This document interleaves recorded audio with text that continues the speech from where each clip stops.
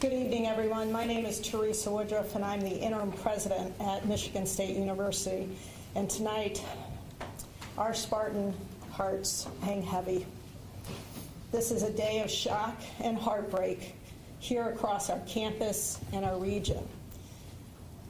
It's something that's quite unimaginable, but has been imagined in other places and other times, but we just can't imagine that it's here.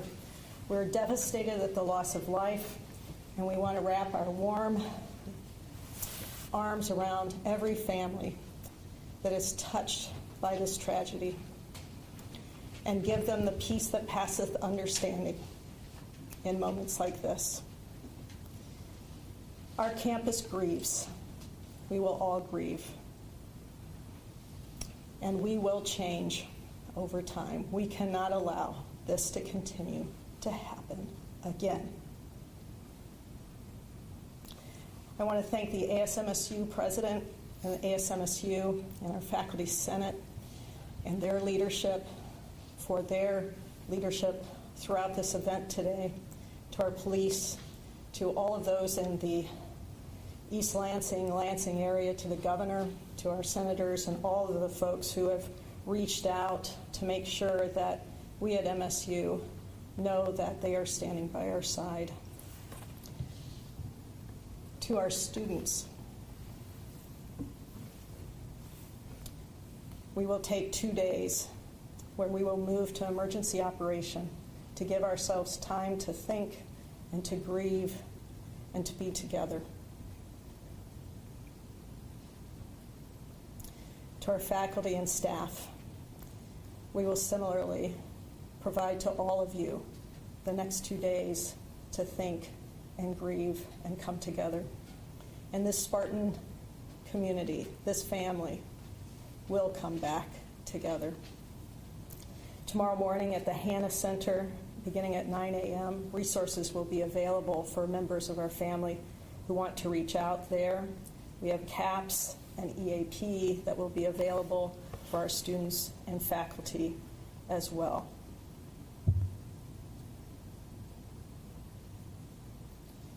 There is little else that can be said other than we are a community that is knit together by each other, and we will hold each other up in moments of grief as well as celebration. But today we come together as a family, and we grieve together.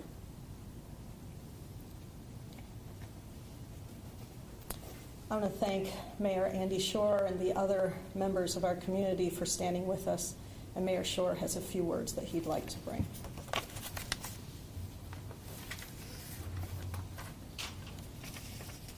Tonight has been horrific.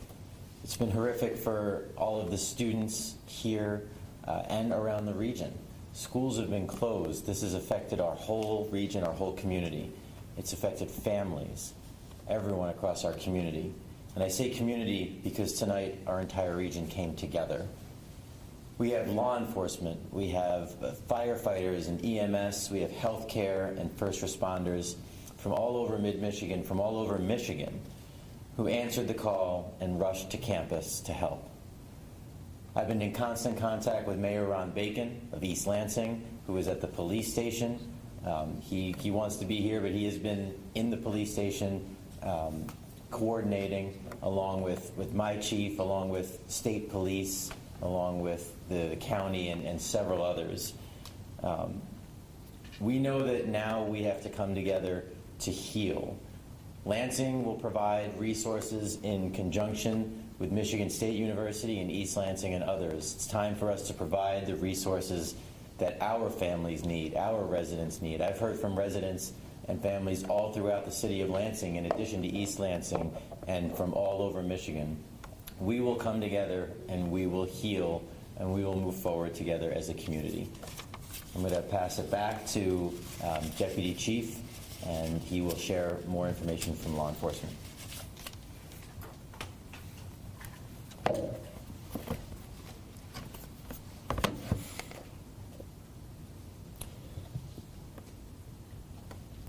Thank you, everybody. My name is Chris Rosman. I'm the Deputy Chief at Michigan State University Police and Public Safety.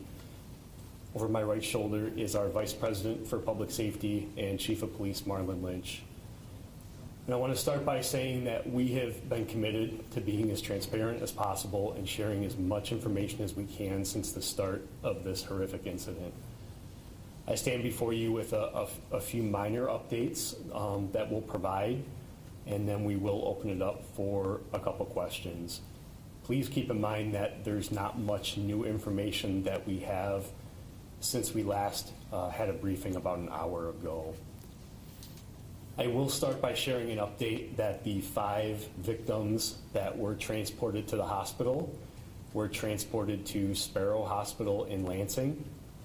All 5 of those victims remain in critical condition.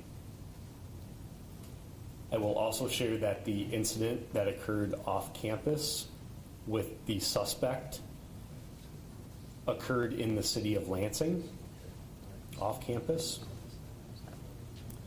That suspect is, we now know, is a 43-year-old male.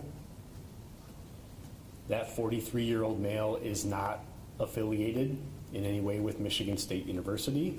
He's not a student, faculty, staff. And we have no idea why he came to campus to do this tonight. That is part of our ongoing investigation. As the president said, we know this news is so difficult for those within our campus community and beyond. It's important to remember that the grief some individuals may be experiencing is normal, and there are a number of ways that individuals can seek support, including talking with friends, families, and colleagues. After this briefing, we will be sharing supportive resources through our police and public safety social media pages that we've been asking people to follow, as well as the university communications, highlighting other resources that are available in addition to the event tomorrow at the Hannah Community Center. Chief, do you have? Yes. Just a reminder that this is an ongoing investigation that will involve multiple agencies that are currently here on campus, and maybe some based on expertise that will also assist in the future. This is a process. It will take some time. I know we all want answers, and we as soon as we have them, we will share them. That is something that will occur over the next few days. Immediately, we will continue to have these updates with our community as well as with our media moving forward with it. It's a process. The answers will come. Hopefully what has been shared to this point is enough to assist in what we are all trying to do, which is to recover at this point. The next couple of days, as you've heard from President Woodruff and also Deputy Chief Rosman in regards to resources that will be available by those that are impacted. If you witness people that need assistance, please speak up. Encourage them to seek help. Sometimes they're just unable to do it alone, and sometimes you just need to have a little assistance to get them going with that. Those resources will be available. We will now take questions. Other than the 8 who were shot, 3 fatally, 5 who were in the hospital, are there any other victims tonight? Yeah, to our knowledge, there are only 8 total victims in this case, 3 that are deceased and 5 at the hospital. Yes. Go ahead. Do you have any updates on the surgical status of these victims? Are they in surgery now? Have they come out since? So we do not have those specific updates. What we were told by Sparrow Hospital is that they remain in critical condition. We may have future updates, more specific updates in the morning as we coordinate that information with the Sparrow Health System. They confirm students, faculty members? Yeah, so we are still working to fully identify all of the victims that are involved in this case, and if they have affiliation to our university, we will continue to pursue that, and we will share that information as soon as we are able to. Please understand that behind every victim is a family and our loved ones, and we need to be respectful to that. And so we will share information as soon as possible regarding the identity of those victims, especially the deceased, and any affiliation that they may have had with Michigan State University. Without identifying, can you just characterize what their age range is? I don't currently have that information. No. Our investigators have that information. We're still processing it and working through it. Hopefully tomorrow we'll be able to put that information together and share more details. Over here. Just want to confirm, you are, Michigan State Police will be conducting the investigation, coordinating it, not another agency? So it'll be a collaborative process with that. We do have ability to partner. We will do that in a circumstance like this. The preference is for those agencies that have the resources and expertise at this level. They will take the lead on that particular step in the investigation. This happened here, we are the primary law enforcement agency. We will be involved every step of the way.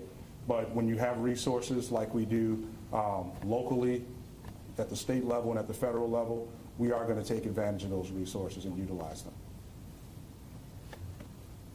Yes, sir. Was the suspect found dead, or was there some sort of contact with the police? So again, we're still working through the investigation. Our understanding is that the suspect was confronted by law enforcement. Yes. Go ahead. Is the home surrounded in North Lansing right now, the home of the suspect? I cannot confirm or share any information about that right now. There are several parts of the investigation, including the suspect's residence, where he lived, that are part of that investigation. I'm not able to share that at this time. In front. Was the suspect a Lansing resident? I cannot confirm residency status of the suspect at this time. Is there any update on the weapon that was used? No, we do not have a current update in terms of the weapon type that was used. That will be part of our investigation, obviously, and we'll work through that. We will share that information when we are able to. Please understand that we may have initial information. Before we share that, we want to make sure it's accurate, and so that's part of that process that we're working through with the investigation, is confirming the accuracy of information, which is why we want to be mindful of that as we share information. Go ahead. Can you confirm what the suspect had on them at the time? A backpack, more ammunition, another weapon? I cannot confirm what the suspect had on him at the time of the incident off campus. All I can confirm is what he was wearing and had on him on campus in the photograph that we released during the incident. Yes, sir.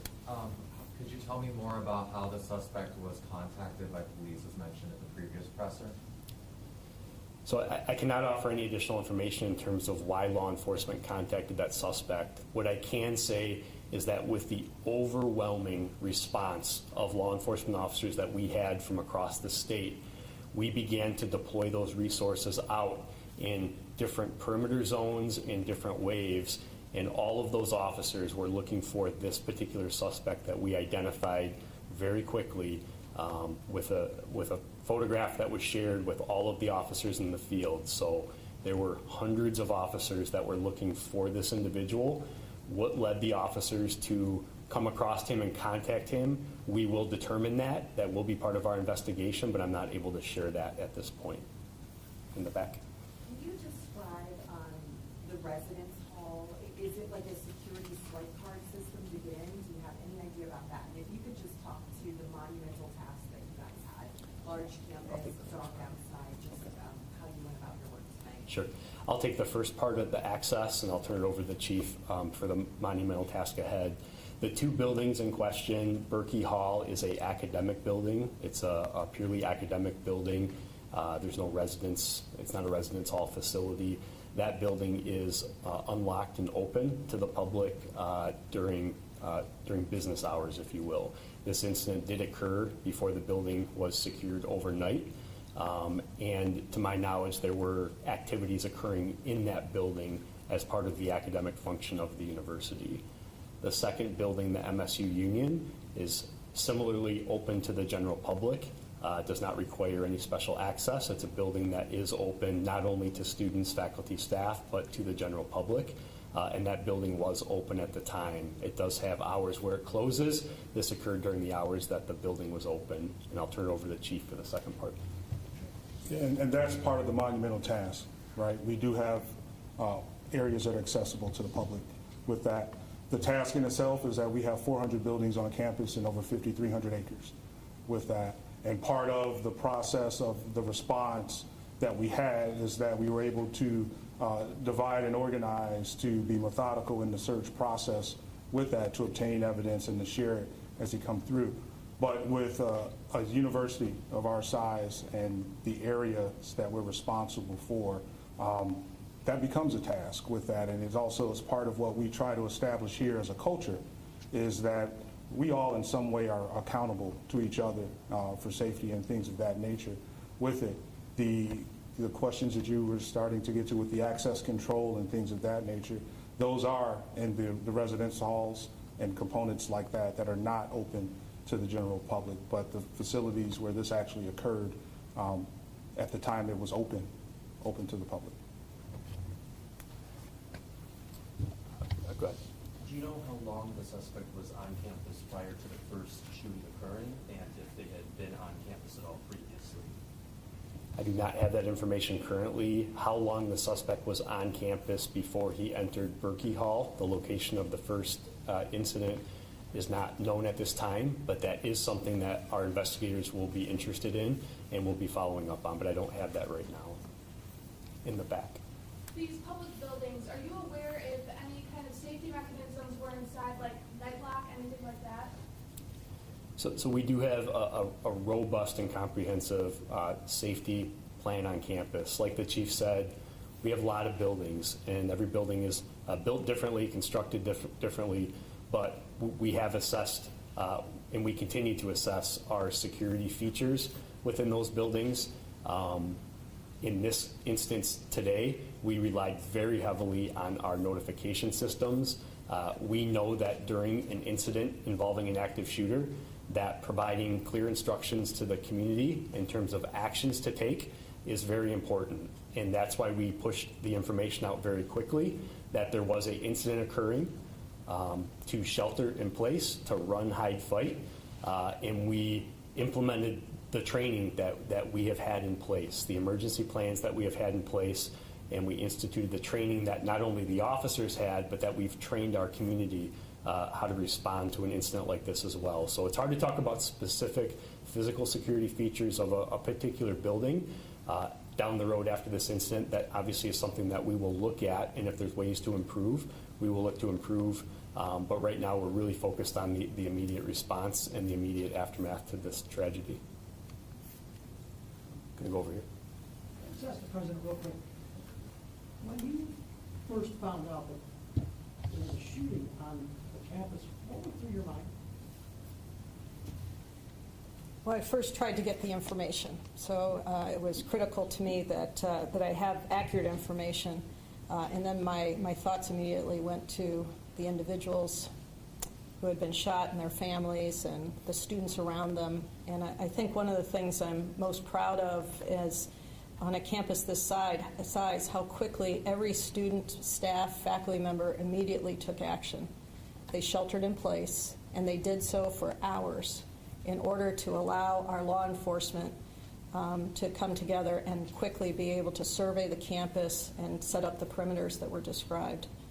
So my thoughts immediately went to those individuals who were in that room, in that classroom, and my prayers went to heaven.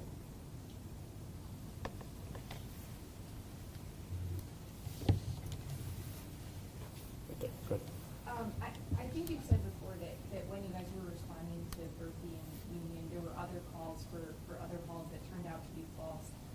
Do you believe like those were intentionally false, or just part of the chaos of what was happening? Yeah, so just to be clear, the initial calls were only Berkey Hall and the Union. After the suspect left the Union, we did receive multiple erroneous reports of several either shooting incidents or incidents across campus at different locations. Obviously, that's going to be part of the investigation in terms of where those phone calls came from and who placed them. At this point, I can't offer any specifics, but that is something that we're very interested to determine and will be one of the focal points of the investigation to see if that's related in any way. Go ahead. How many other reports were there that weren't true or false? I don't have a specific number, but we did have numerous, I'll say more than 5, reports of either individuals hearing shots on campus that never occurred or reporting a shooting that occurred at a different location. We immediately, due to the resources that we had at hand that were being deployed under a unified incident command structure, we dispatched teams to each of those calls, and they quickly arrived and quickly determined that the incident as reported did not occur at that location. But I can't emphasize enough that even though we were dealing with 2 different scenes, we continued to utilize our resources, our law enforcement partners, to actively ensure the safety of the rest of campus at that point.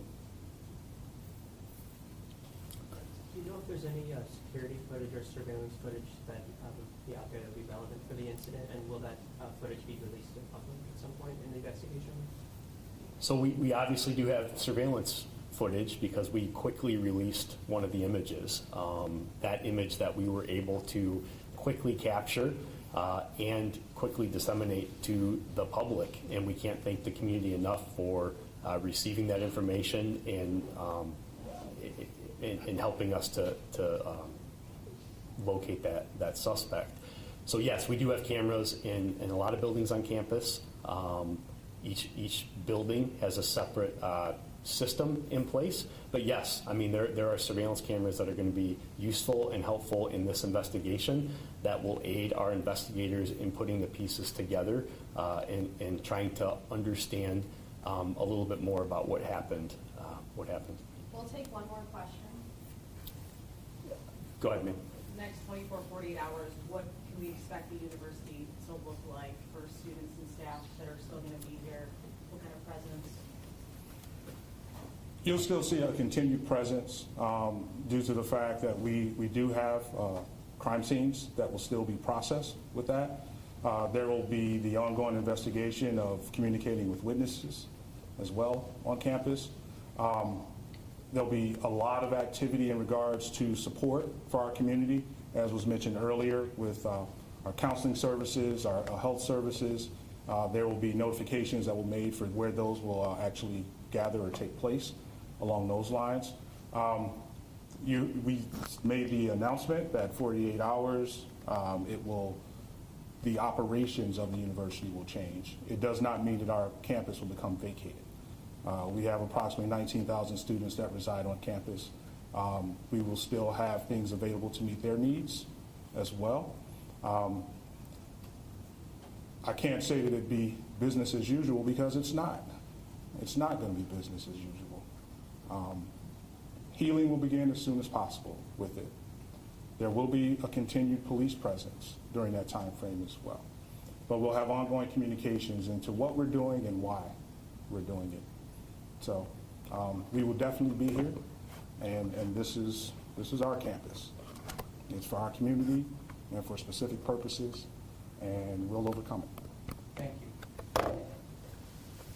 Thank you. I'll close by saying that we will hold another news conference in the morning. We will announce that time once we confirm the time. It'll be right here. We'll continue to use this location, and we'll announce that time to gather back here in the morning to share additional information. If there's any updates that we can provide before that, we will continue to provide updates. So thank you. Thank you. Do you have an approximate time?